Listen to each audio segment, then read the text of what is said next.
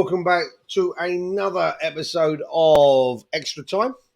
Andy below me, Steve to my, I suppose your left. my left. Yeah, it's not though, is it? It's weird. Oh, I don't know.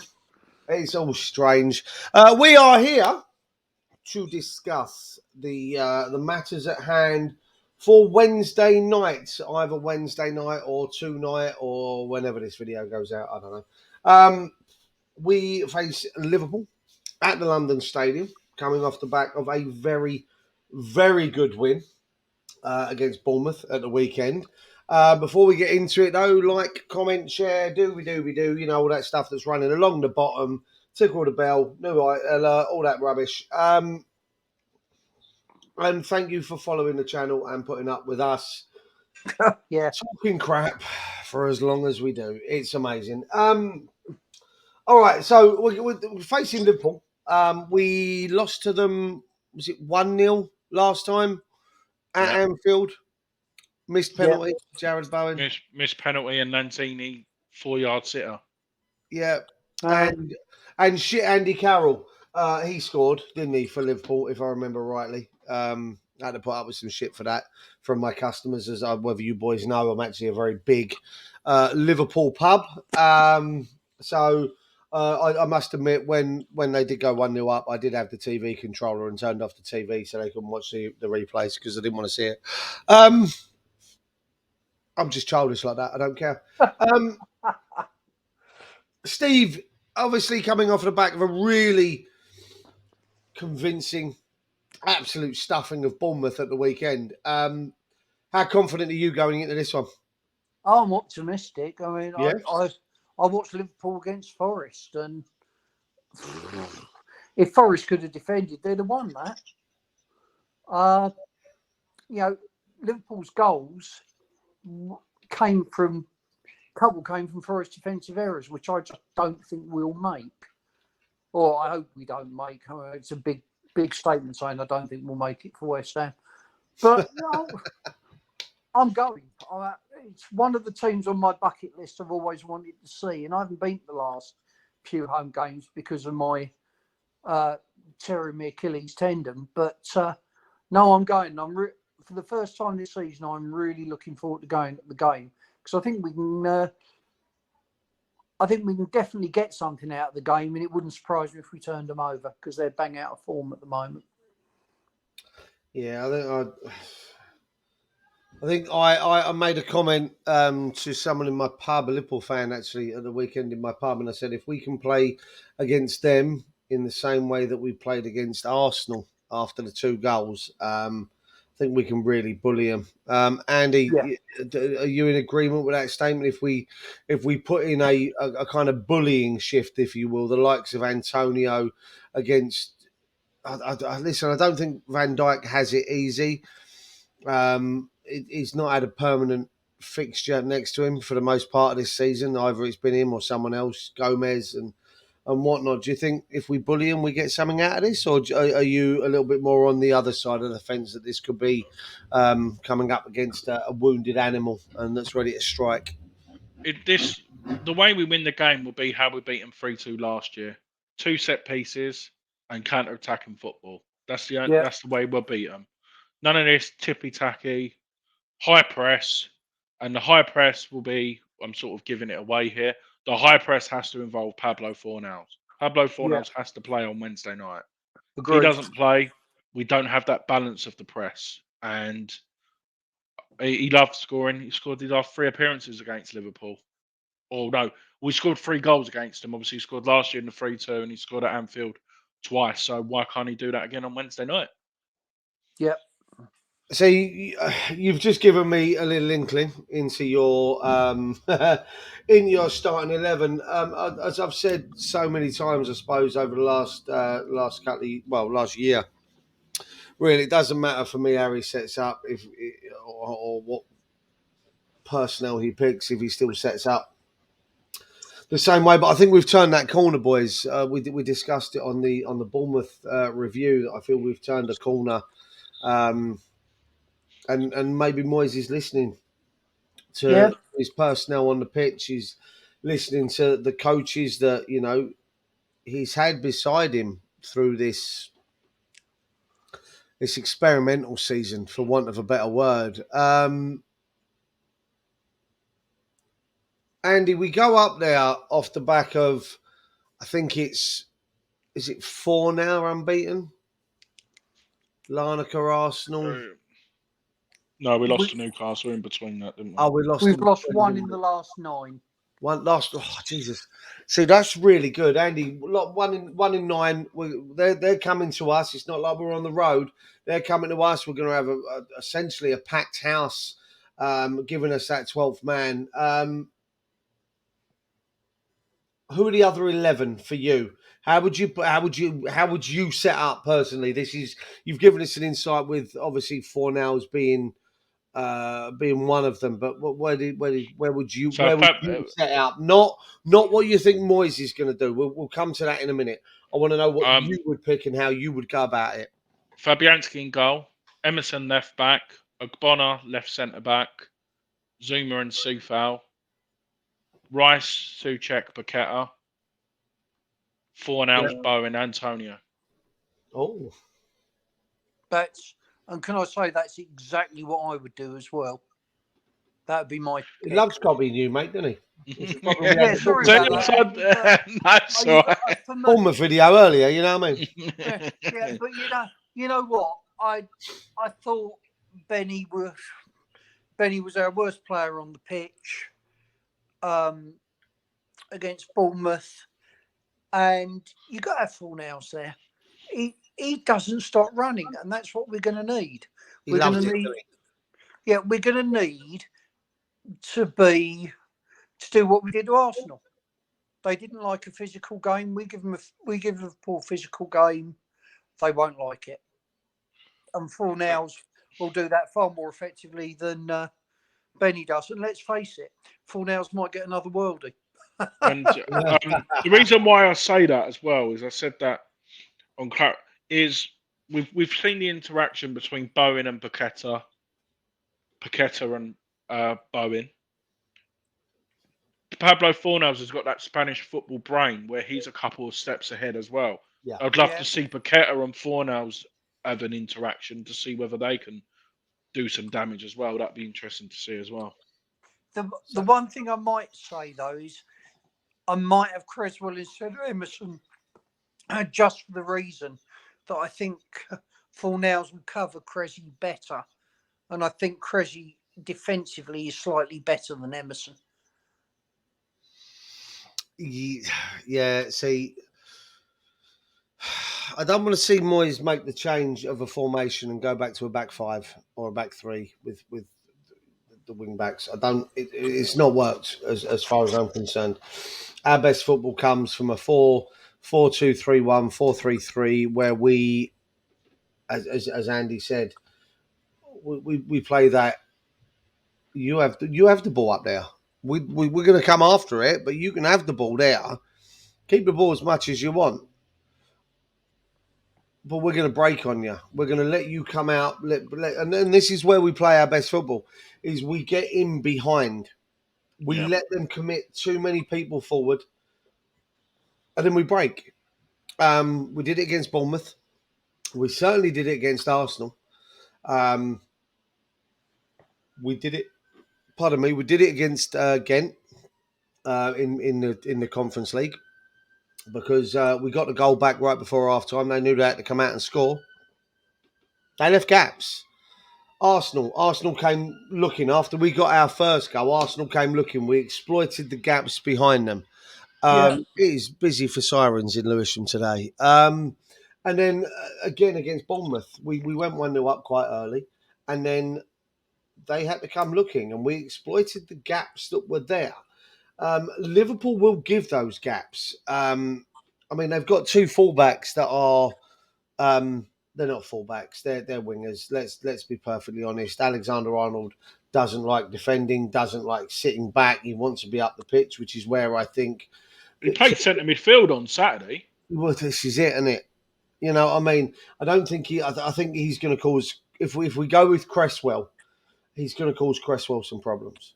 Yeah, I'd like to see his Fornals out on that wing, keeping him pushed back slightly, or even Antonio going out on that left as he has been want to do so. He goes out, drifts out to the left. Maybe you could have Fornals drop in, but if you have Antonio out there, he's going to keep him pushed in. I've heard one argument or one thought today that, Mickey has got to be getting tired and he's been critical to how we've played. Do you swap Cornet out for Mickey?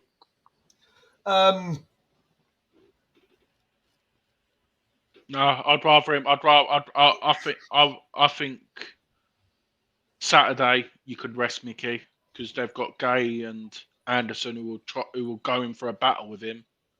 Yeah, we could risk Cornet getting in behind him instead of again the physical battle. So I'd play Mickey on Wednesday. You know what? Okay. You know what? I'd go 4-3-3. I'd remove Souček. Okay. Not because he's played badly, not because of anything else. I'd like to see Paqueta, Rice and Fornals in that midfield three. I'd actually like to see Cornet out on that left wing. And the reason for that is the pace that he has could frighten Liverpool to keeping Trent deeper. Because I think when Trent comes forward, he can overload our left-hand side and causes problems. That only works if Cornet's going to track back. Yeah, but I don't think he'll have to too much because of the pace that he's got. I think that Trent will have second thoughts about coming as far forward as he does because Cornet can get in behind so much easier. Yeah. But the thing is, Cressy only got to be exposed once or twice in the game, hasn't he? I didn't say Cressy, did I? Oh no, you didn't, did you? I didn't say my defenders. No. But then, I mean, listen, I don't think it matters. We can listen. We can be exposed. We can expose them. I think we have every opportunity of. I think anyway, we've got every opportunity of going out there on Wednesday night and beating Liverpool. Certainly got no qualms of us being able to get a point. But then on the other hand, you've got West Ham of earlier this season that could get absolutely fucking tanked. Andy, how do you see the game playing out? What's your score prediction? I'm going for a 2-1 West Ham win. And the goal scorers are going to be Pablo Fornals and Pac-Man. Early goals, or do you reckon we're going to be... No, I reckon it will be second half. I think Liverpool need European football. Like a point's not good enough for them. I reckon it'll be a scrappy 0-0 to start off with. To be perfectly honest, and then the second half, Liverpool have got to go for it. If they want European football, they've got to go for it, and I think that's where we can exploit it with Fornals and Paqueta, especially. Yeah, I'll give mine in a second. Steve, your thoughts on how the game will play out and your score prediction, please. Well, I think they'll have most of the possession. I think we'll let them on the break. If we're defensively solid, I could see us beating them 2-0. It will all come down, for me, to how solid we are defensively. If we can hold them out, which I think we're more than capable of, I think they're porous at the back. Rice and Paqueta are in great form. Will move the ball quick. Bowen has a good game. Yeah, I think we could 2-0 for me. Nice. Boys, your confidence rubs off. You know that, don't you? I actually think we can go 2-1, same as Andy. I think we'll score first. I think we'll actually get the first goal. I think that'll make Liverpool want to play out.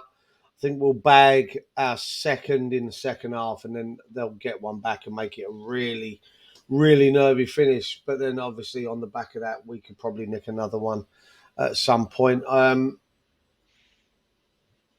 They're taking.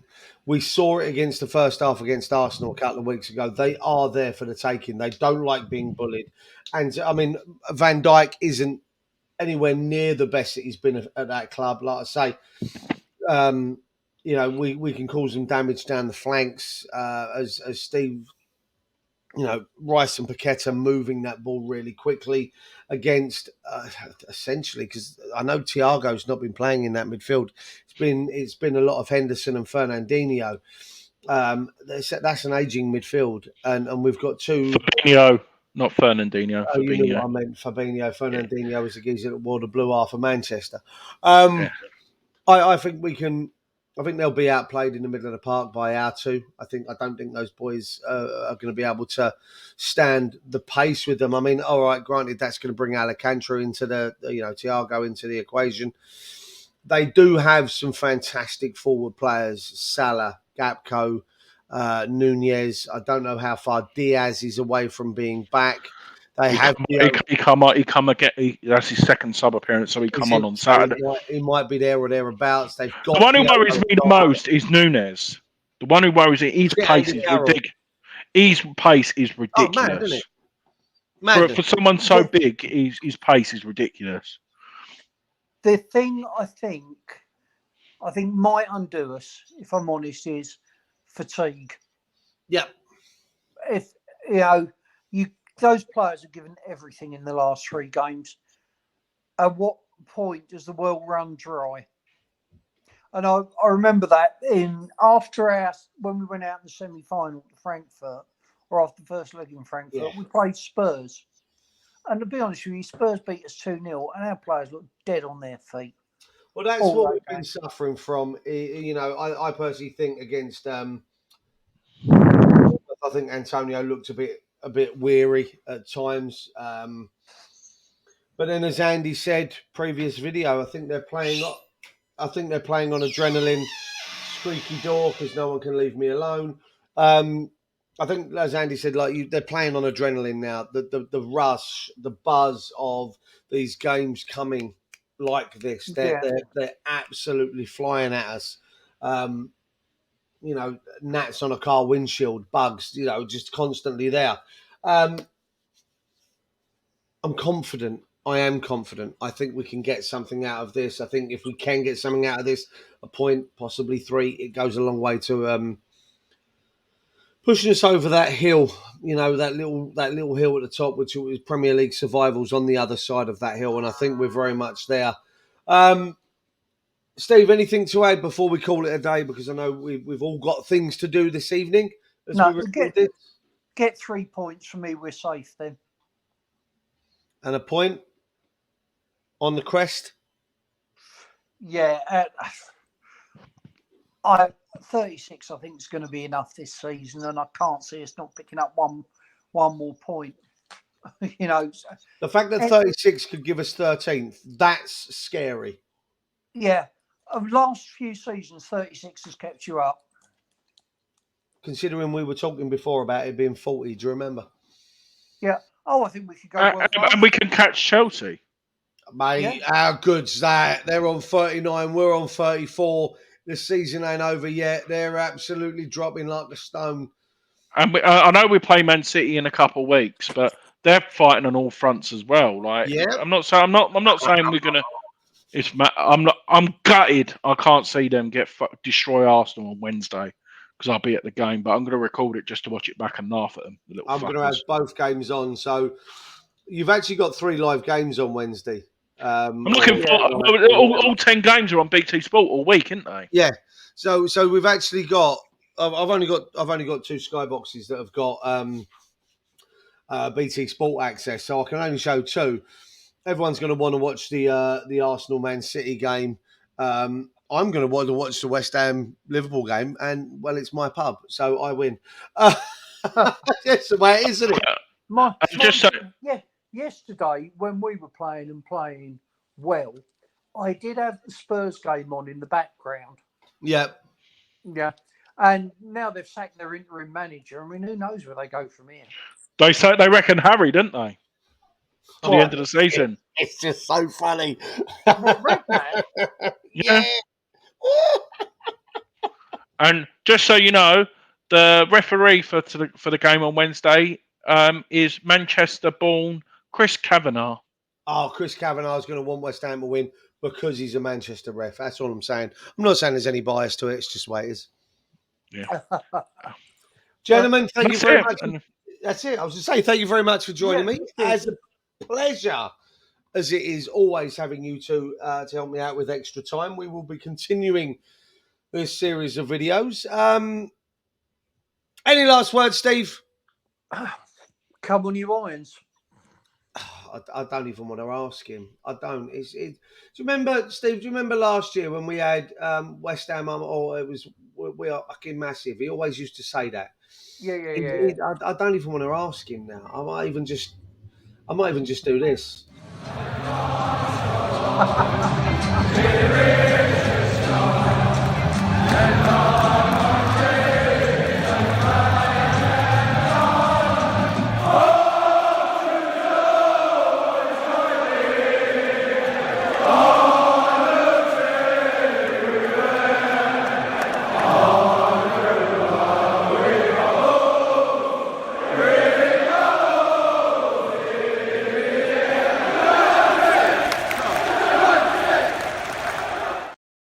Thank you, Jesus.